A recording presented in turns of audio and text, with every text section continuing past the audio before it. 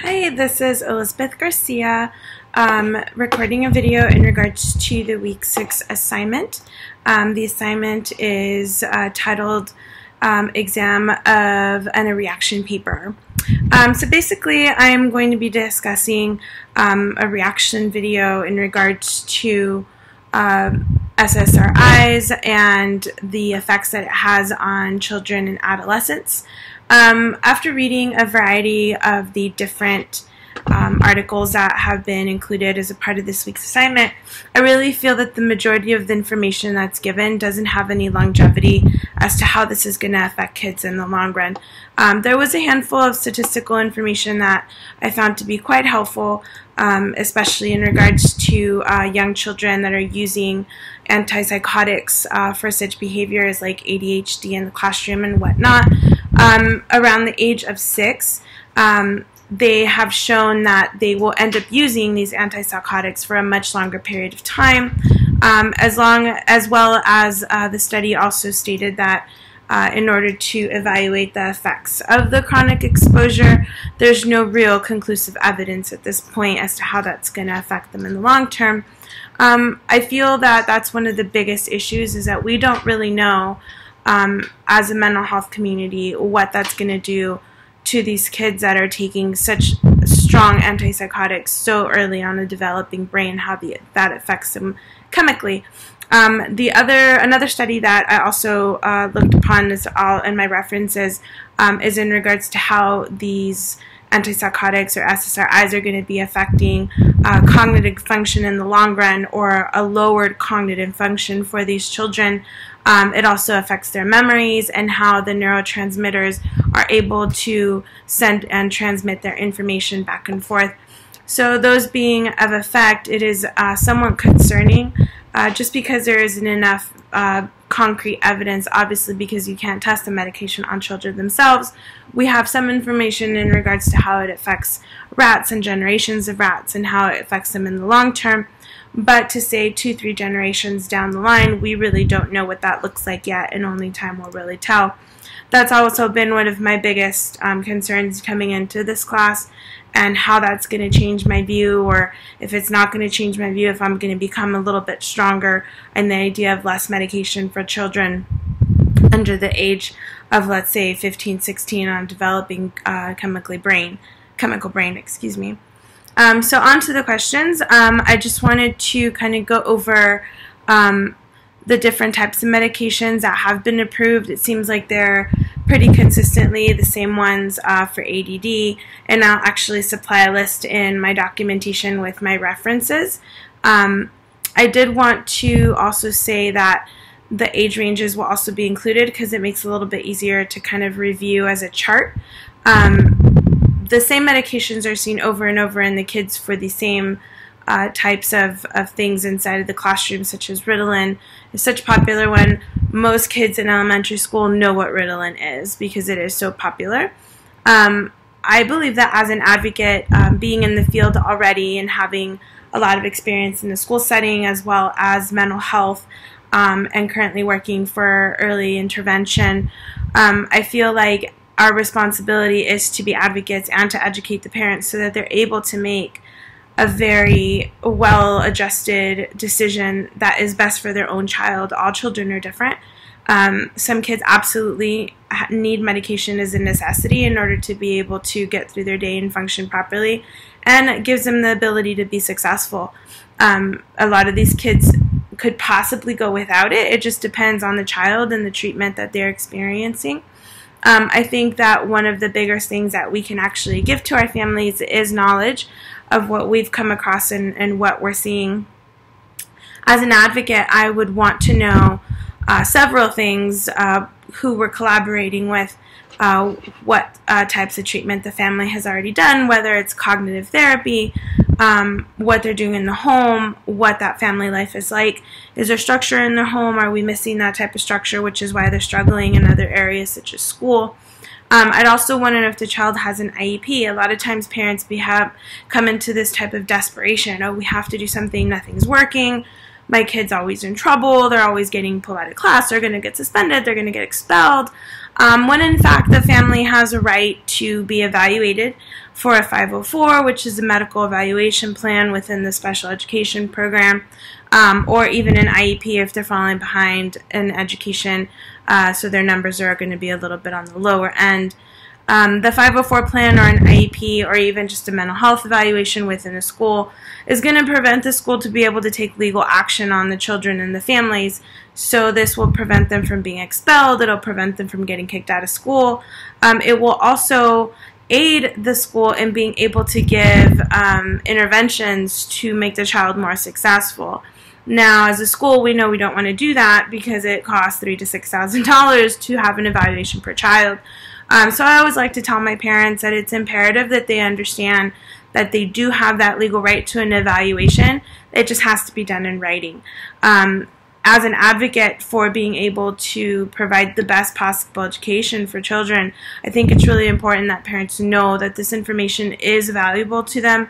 It is available to them, more importantly, because we want the child to be successful and the parents not feel that medication is the only option for them. I think as well the parents should know what type of medications are available to them, the different types of therapies that are available to them in and outside of the school, especially if they're struggling with attention deficit. There's also lots of other programs that are available outside of basic therapy, which we would be more common, let's say cognitive therapy, behavioral therapy within the home and the school. There's other programs like Brain Pathways, which kind of help the child rethink the way that they're kind of pushing their ideas in order to be a little more successful in what they're trying to accomplish. I think these are all really important things that can all work as one big cohesive treatment for the child, which can and also may not include medication depending upon what the family is trying to achieve. Let's see. There are a variety of drugs that treat a variety of symptoms. So at some point in this information it said to kind of reflected upon attention disorder. So there's a lot of the medication that you're going to be looking at is going to be something to kind of calm the child down, be able to have them focus and concentrate. The children that are on the medication, it is very obvious when they're not on the medication. I've had many children in the classroom that come in and you can tell just from looking at them that they didn't take their medication that morning. So immediately call the parent, you forgot medication, and the parent will come in, and a lot of times the schools will also have the medication on hand in case that does happen. So you have the legal right to give them their normal dosage that was forgotten at home. A lot of these medications are very standard, and so most school settings will know how to properly administer them. The majority of the ones that are going to be given to kids in this school age are going to be for attention deficit or attention hyperactivity. There has been more and more research being done for kids that have autism and are being medication is being given to them as well. I kind of feel like with autism it is almost like shooting at the hip. They're just treating the symptoms that are being seen. So if the child has attention issues, then they'll medicate that. Or if the child is showing like Tourette's type symptoms, then they'll treat that. There is no one medication that is made for it or used for it.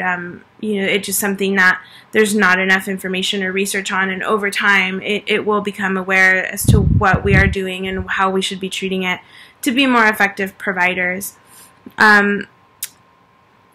As well as being able to see what improvements happen and track the improvements with the child for the therapy itself, what is functioning in the classroom, what is not. Maybe the child needs a rubber band strapped between the legs of its chair so that they're able to bounce their legs up and down, or they need something to be able to hold on to, like a paper clip, to be able to center them.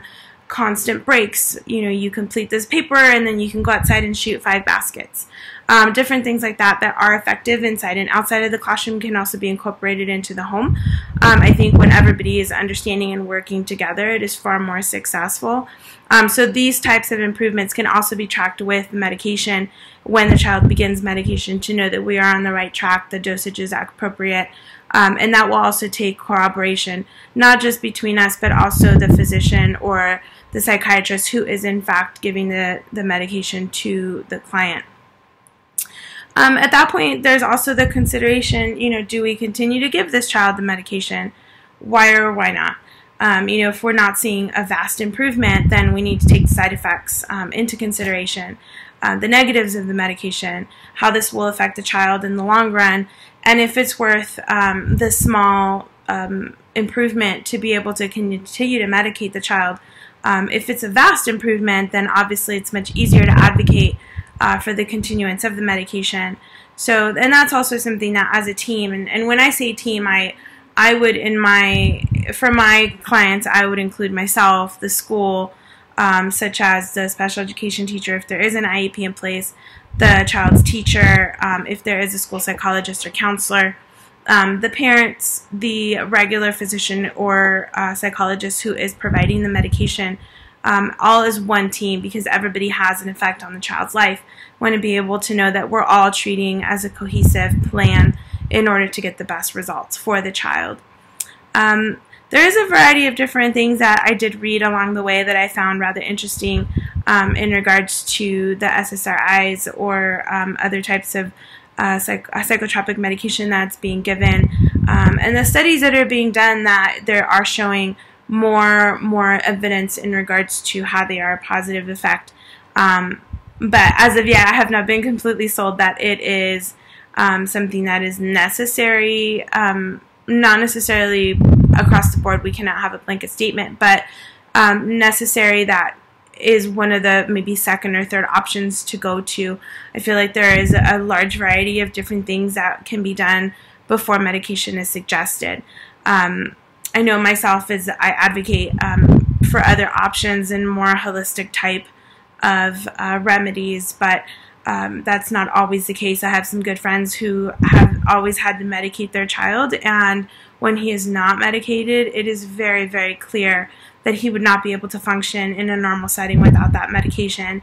And that's just that one in particular child, but it also shows that he's been taking this medication since he was 5, and he is now 11. So when you look at the time that he would have lost in the education that he's receiving, just solely based on the fact that he would not be able to concentrate or be able to make it through a day, for him it was absolutely a lifesaver and a game changer to be able to have him function properly and be able to get through the day in a school setting. And it's even at home, it's a huge difference for him. So in those aspects, medication for me is something that I will continue to evolve and change my opinion and my advocacy on, and how I feel speaking with other families and parents and giving them this information. And when I do talk about medication, I'm very open to what they're experiencing and how we can try different things.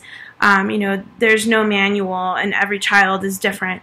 And so, I always tell the parents, we're a team, we're doing this together, and we're going to figure it out together. Whether we try one type of therapy, we try a different program, or we do try 1 to 2 different medications depending on the prescriber and their suggestion as well. So I look forward to the rest of the class being able to kind of find out a little bit more as I kind of dig through the information and take little bits and pieces from everything that I read. I definitely feel a little bit better in some aspects than when I started the class, so I know we're halfway through, and I'm hoping that maybe by the end I will have a much stronger opinion in regards to psychotropic or SSRIs with children with a developing brain. Thank you so much.